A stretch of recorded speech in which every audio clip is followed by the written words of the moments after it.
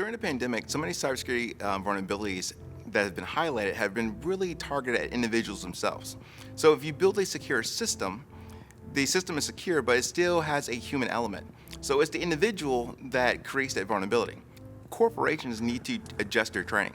A lot of times we get this yearly training that's canned. It says, don't give out your password, be careful who you speak to. They need to start training based upon the actual attacks that they receive as an organization and not what's being sent out to the masses. So if it's phishing and a certain type of phishing, then that training needs to address that. Some other items that you can do, I would start using encryption. So make sure your home folder is encrypted. So if you have to store something, you store it there and it's encrypted. So if something happens to your actual system, it's encrypted.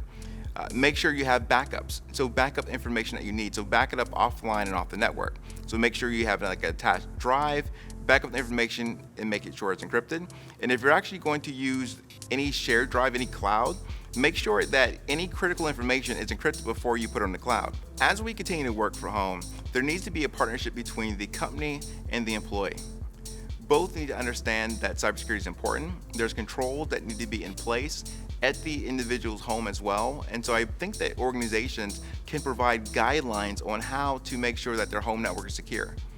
And if they provide these guidelines, I think a number of employees will follow them and it will enhance their actual home network and make it secure for not just them, but also the organization.